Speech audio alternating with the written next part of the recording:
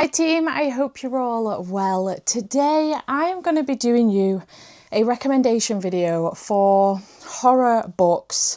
Horror, witchy, spooky season recs, actually. Let's go with spooky season recs. For shorty patooties, so books that are, in general, under 300 pages, or that I think that you can read in a day, because I was able to too. Because they're fast paced, or just because of the type of book that they are. I also have some graphic novel recommendations for you as well. So overall there's about 40 recommendations on here, if not more. So I hope you enjoy, but they are all shorter recommendations. So either under 300 pages or just over 300 pages, but I think you can still read them in a day.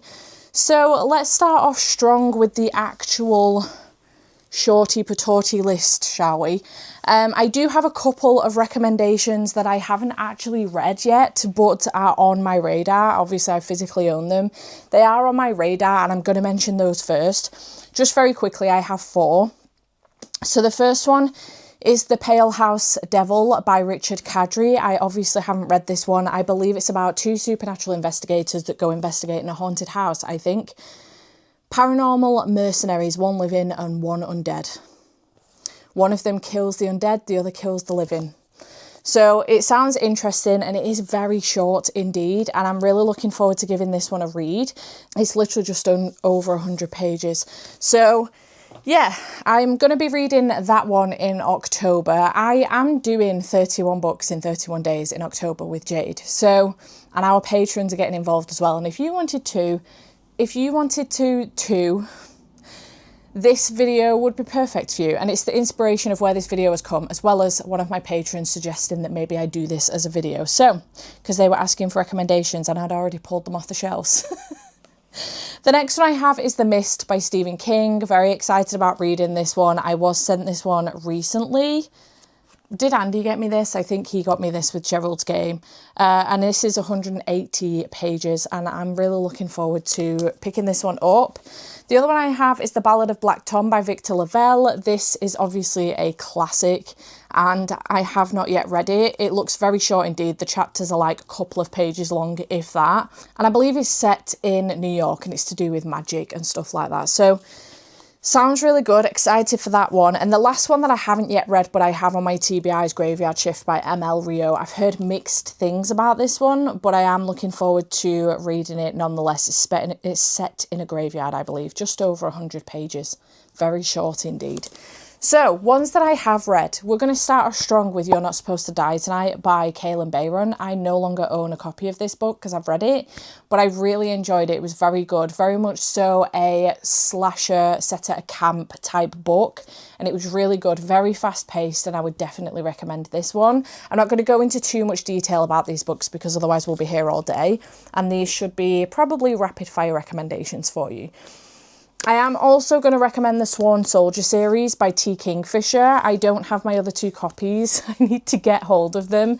But I do have the 3rd one, which is What Stalks the Deep. This comes out very soon. The other 2 are What Moves the Dead and What Feasts at Night. And this series is very, very good, and I would highly recommend it. They're all novellas, and it's really, really good. It is a queer series. Crossroads by Laurel Hightower. Incredibly short book. It's about a mother who is grieving her son. He's had an accident and he has passed away. This is 110 pages, and one day she goes down to like the site of where he died, and she ends up accidentally bleeding. She cuts herself and ends up bleeding into the ground, and she starts to get a little bit of like a glimmer of him, and then she starts to sacrifice more of herself to see more of him. So it's very much so a look at grief as a whole, and it was very kind of real, which I think brought in the creepy aspect of it, but it was very, very good, and I would highly recommend this one.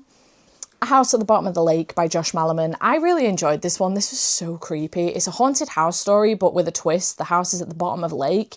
This is under 200 pages. It's about a young couple that go on a date one day on the lake, and they end up coming across this house at the bottom of said lake. And then they keep going back and visiting it to the point where they become completely obsessed. It's all they're doing outside of anything else that it is they're doing, sleeping or working or college, uni, whatever it is they're doing. They keep going back and they become completely obsessed. It does kind of end a little open open-ended. I would have liked maybe a little bit more of a neat bow wrapping this up, but it was really enjoyable. And I'm tempted to give this one a reread actually, because it was really, really good. But I would highly recommend this one for sure. The Haunting of Adeline Jones series. This is a trilogy by Phil Hicks. It is a middle grade and it's just over 200 pages, but quite a few of the pages have like illustrations on them or not much else on them, for example. And it is very spooky. I always find that the spooky middle grade is actually terrifying. And I don't know if it's because they play on kids' nightmares, like kids' fears. They play on them very heavily. I don't know if it's that. I just don't know why, but I find them so much more creepy than adult horror. So far, anyway, I'm yet to find adult horror that has like really, really freaked me out and given me the heebie-jeebies. There has been a couple, but this one definitely did it for me and I would recommend. Obviously, I would recommend all these books. That's what this video is for. I've got to stop saying that.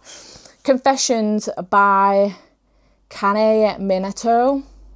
My apologies if I've made a mess of this. This one was insanity personified. 234 pages, but it's very, very good. A woman who is a teacher has lost her daughter. Like, she's not gone missing, she's passed away. An accident happened. But it turns out it may not have been an accident. And on the last day of school, she tells her kids at school that she's retiring, but she also...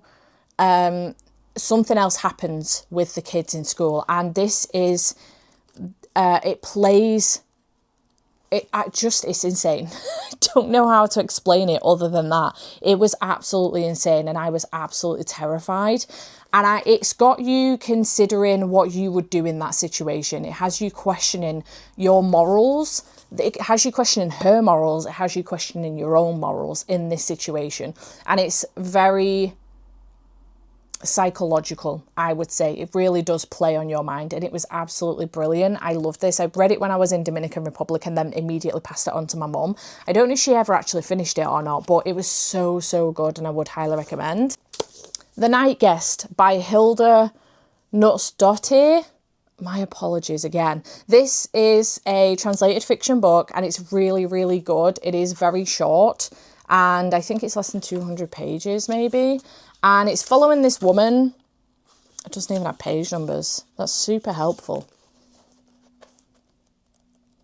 Does not have page numbers, but your chapters are like really short. And it's following this woman who is struggling with sleep. She's really struggling. She's like, she goes to bed, but she's convincing herself that she's just not sleeping well at all. Goes to the doctors, has all these tests done, there's nothing wrong with her. One night she accidentally falls asleep with her smartwatch on, and when she wakes up in the morning, she's done 40,000 steps in the night, and she can't figure out what the hell is going on, so she sets up some cameras. Very creepy, very bizarre. Again, plays with your mental state a little bit, but really, really good. I loved this and will definitely be looking for more books from this author. The Eyes Are the Best Part by Monica Kim. This very much so plays with body horror, so if that is not your thing, this book probably will not be your thing, but this was so interesting. And it follows a young woman and her sister and her mother's new boyfriend who is white, and he very much so kind of like creeps on the girls a little bit. He's definitely got a fetish for Asian women and it's gross, but she starts to wonder why she's thinking about wanting to eat his eyes. She starts to wonder why she's thinking about what his eyes taste like, and it's really bizarre, but so good. So good. I love the writing style of this. Very creepy indeed. Another shorty one. It's a bit longer than the other books we've been looking at, just under 300 pages, but it goes by so fast. It's a really quick read. So very good one indeed. Then obviously we've got Carrie by Stephen King. This again is just under 300 pages. Actually, it's just under 250, but the text in this edition is huge. And you probably know the story of Carrie, but it follows this girl who's got telekinesis, I think it is, and her mother is very religious, but she just will not be having any of it, and she will lock like her daughter up, Carrie up, things like that.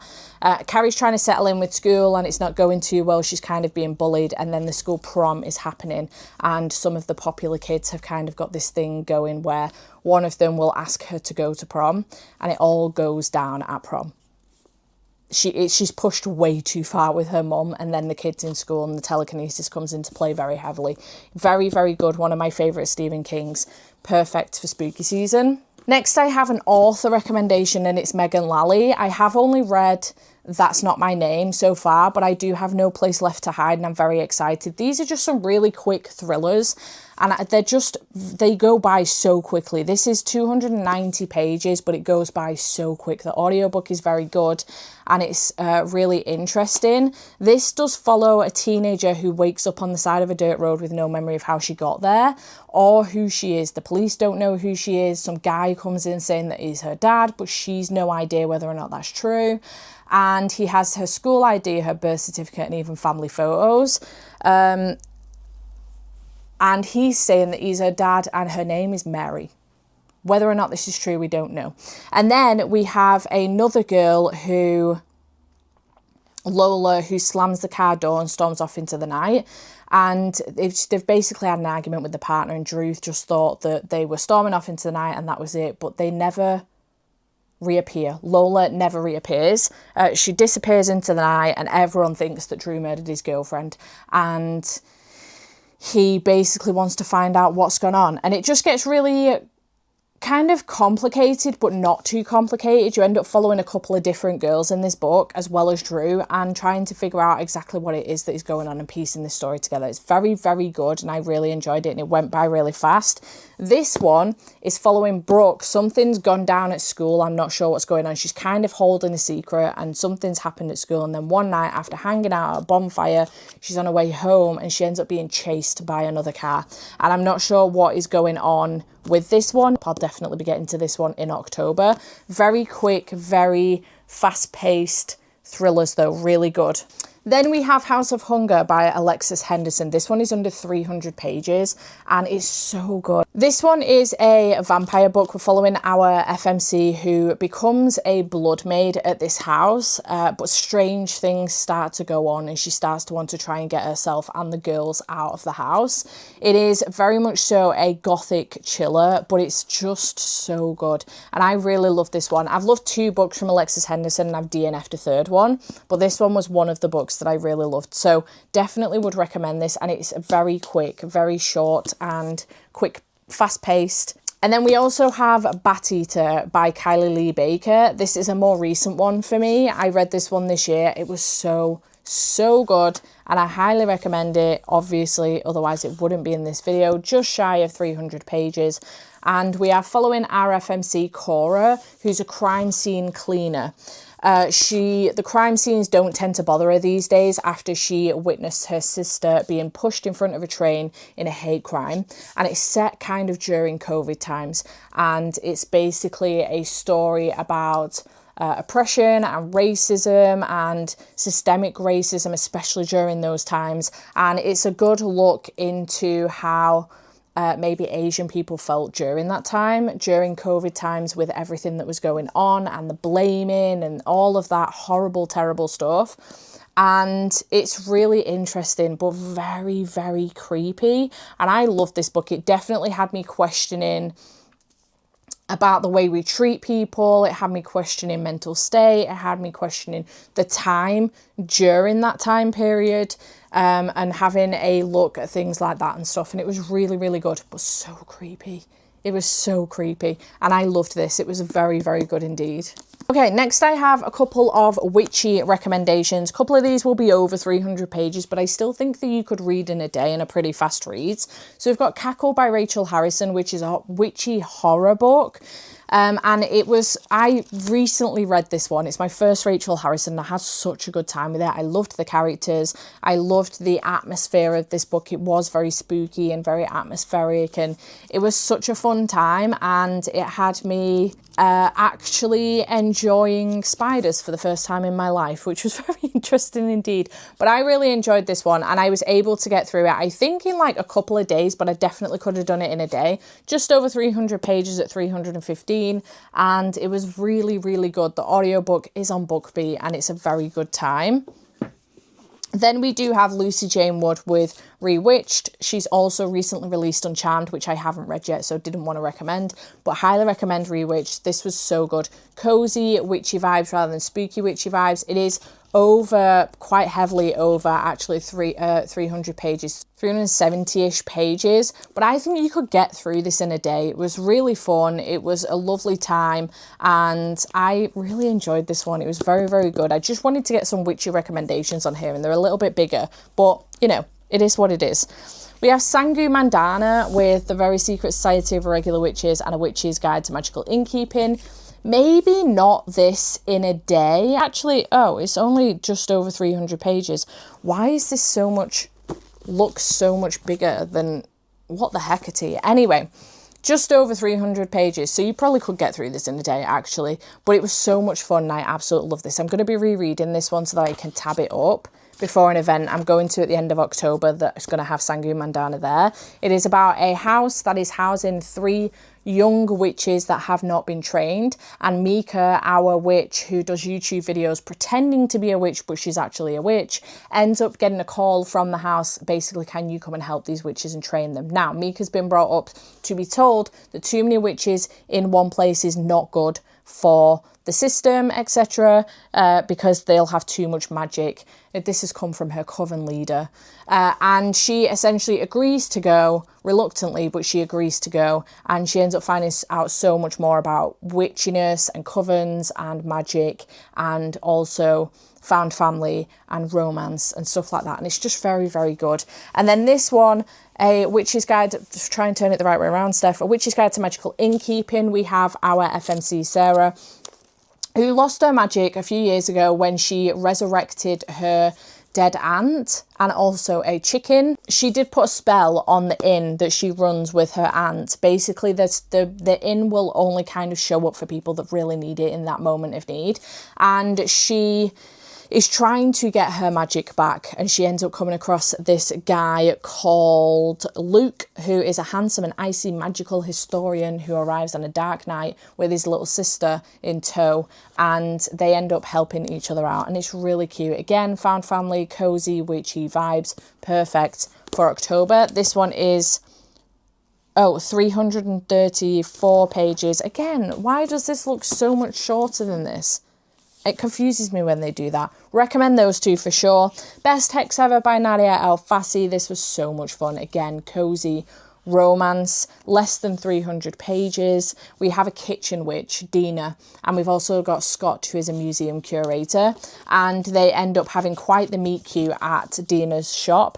And then I think she asks him, does she ask him to go to a wedding or something? Oh, that's it. He's best man at his best friend's wedding, and Dina is maid of honour at her best friend's wedding, and it's the same wedding, and I just love this. It was so much fun. It was a proper good look as well at women in their 30s, and Dina just kind of questioning life choices a little bit and where her life is going, and not being 100% happy with how life has gone for herself. And I kind of saw a lot of myself in Dina in that sense, but the witchy side of it as well. We have got Love at First Fright coming out on the 2nd of October as well from Nadia El Fassi, which follows one of Dina's best friends, and I'm currently reading it, and I'm very much so enjoying it. So would definitely recommend this one. And then last one for witchy, we've got The X-Hex by Erin Sterling. Obviously, this makes sense. This whole series makes sense. I think this is just over 300 pages, but look at the size of that text in that book. This one is following Vivian Jones, who's nursing a broken heart. I think this one is a second chance romance. We've got Reese Penhallow as well, and this series kind of follows the Penhallow brothers with a different witch within this town. And yeah, it's a really fun romance with wishes, witches and hexes gone wrong. And again, it's like a small town romance, and it's a lot of fun, so I would recommend this one too. And then we just kind of have a mix of books that are probably just a little bit over 300 pages, but could be read in a day. So we've got The Falling by TJ Newman. This one is, I actually think, just under 300 pages, if I remember correctly. Yeah, 285 pages. This one is essentially, imagine you get on your plane to go on a holiday, but what you don't know is that your pilot's family has been kidnapped, and the kidnappers have told the pilot that everyone on the plane needs to die, or you don't get your family back, or they die, essentially. Imagine that scenario. That's this book. It is written, TJ Newman used to be an air hostess, if I remember correctly. A former bookseller turned flight attendant. Oh, she is a flight attendant. Worked for Virginia, America and Alaska Airlines, from 2011 to 2021. She wrote much of falling on cross-country red-eye flights while her passengers were asleep. Imagine writing that while you're on a plane. What the heckity? Anyway, this was so much fun. I read this during COVID while I had COVID, during lockdown while I had COVID. And I really enjoyed this. I literally read it in like a 4-hour sitting. It's so fast-paced, I cannot even tell you. And TJ Newman has done another one called Drowning. I haven't read it yet, but it's on my TBR, and I'm excited to get to it. So would definitely pick that one up. I would also recommend Long Live the Pumpkin Queen by Shea Earnshaw. A new one has just come out and I really enjoyed this one. If you're a fan of The Nightmare Before Christmas, this will give you all the cozy vibes from that. It is obviously following our Pumpkin Queen Sally and basically just trying to settle down with Jack, but he is also going 10 to the dozen trying to celebrate these other holidays other than just Halloween. And can Sally discover what it means to be true to herself and save the town she's learned to call home, or will her future turn into her worst, nightmare? I don't think she necessarily wants to be queen like like Jack is king of Halloween. I don't think she's interested in that. I think she just wants to be Sally, but she wants to be Jack's partner as well. And it's just really, I love this. It was very, very good. And I think you can read it in one sitting. Again, the text in here is very large and it goes by really, really fast. And it's just over 300 pages. Then we've got a middle grade called The Bellwoods Game. This is perfect for this time of year by Celia Crampion. I think Jade read this one as well. I really enjoyed this one. This is one where there's been that, a haunted story that has gone around town for so long about this girl that went missing. Everyone knows Hollow is haunted. It has been ever since Abigail Snook went into the woods many years ago, never to be seen again. Since then, it's tradition for the 6th graders at Beckett Elementary to play the Bellwoods game, in which 3 kids are chosen to go into the woods on Halloween night. Whoever rings the bell there wins the game and saves the town for another year. But if Abigail's ghost captures all the players first, the spirit is let loose to wreak havoc on Fall Hollow. Or so the story goes. So we have this situation where there's this story, but then the kids start to go out and things start to get creepy. It is illustrated kind of heavily on some pages as well, but it is a very fast-paced book and really creepy, and I really enjoyed this one. I had a very good time with it. Then I do have a trilogy to recommend you, and it is the Clown in a Cornfield trilogy. I will say this one's probably a little bit too big, but this one you can absolutely read in one sitting. Clown in a Cornfield by Adam Cesar is a slasher, and it is set in a small town, and essentially the kids are being murdered by clowns in the town, and they're trying to figure out exactly what is going on, and it's really interesting. When I say kids, I mean teenagers, not children, not like Thomas, like teenagers. Regardless, it's horrific. But and Quinn moves with her dad to this small town, and this starts happening, and she's like, for God's sake, I just want to live my life. And then it happens again, and then it happens again. Think Scream. I would recommend the series. It is good, and I had a really good time with it. But this you could definitely read in one sitting. I'm fairly certain, if I remember correctly, the audiobooks are on BookBeat. I could be wrong about that, but they could be on BookBeat. Don't Let the Forest In by C.G. Drews. This was so good. It is queer, it is horror, it is terrifying, it's dark, it's atmospheric, and I had a really good time with it. And I'm very excited about Hazelthorn, which is coming out very soon. I have an arc of that one too. Really excited to read that one. This one is just over 300 pages, but it went by really fast and it was quite addictive as well. And yeah, I would recommend the audiobook for this one too. There is an audiobook. I would recommend the audiobook for this one. It was really good. And I had a good time with it. And then My Best Friend's Exorcism by Grady Hendrix. Just makes sense, right? This is just over 300 pages. It's like 330 odd pages, but it goes by quite fast. I want to reread this one because I feel like I should have enjoyed it more than I did. I feel like I read this very early on in my horror era, like years ago. I read this one. When did this come out? 2016. I probably read this like back 2020, maybe 2019. but it was very early on in like my horror era, and I'm definitely more into horror, and I feel like I might appreciate this more now at my age. It's very much so set like back in the day, think like the 80s, the 90s, if you like, and high school sophomores Abby and Gretchen have been best friends since 4th grade, but after an evening of skinny dipping goes disastrously wrong, Gretchen begins to act different. She's moody, she's irritable and bizarre. And bizarre incidents keep happening whenever she's nearby. Abby's investigation leads her to some startling discoveries, and by the time their story reaches its terrifying conclusion, the fate of Abby and Gretchen will be determined by a single question. Is their friendship powerful enough to beat the devil? It is set in the 80s, yeah. And it's got like, you know, 80s references, pop culture references and stuff. And it's fun, but it's horror. Don't know how to explain myself. You probably already read it, but I think you can read this in a day.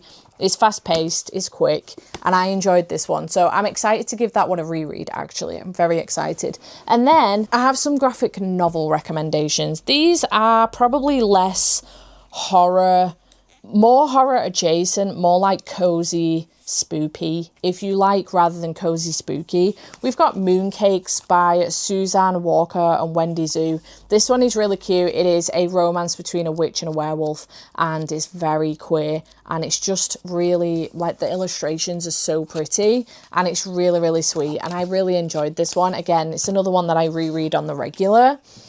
Then we have Seance Tea Party by Ramina Yi. This one, again, really, really sweet. It's got ghosties in it. They do a seance and a ghost comes out and a friendship blossoms, and it's really sweet, and I did enjoy this one. I think this made me a little emotional, actually, if I remember correctly. We've got Garlic and the Vampire and Garlic and the Witch by Brie Paulson. I wish there was more in this series because it's really freaking cute. We follow Garlic, and in this one, Garlic has to go and speak to Vlad. Is it Vlad? Oh, I can't remember what his name is. It isn't mentioned fully. But there is a witch called Agnes, and, you know, she just lives among her people, Carrot and whatnot. And then a vampire comes to town, and she's encouraged to go and speak to him, which is really fun. And then this one is about Garlic and the Witch, and it's just really fun and very cute, and I wish that Brie would do more in this series because I feel like that would be fun.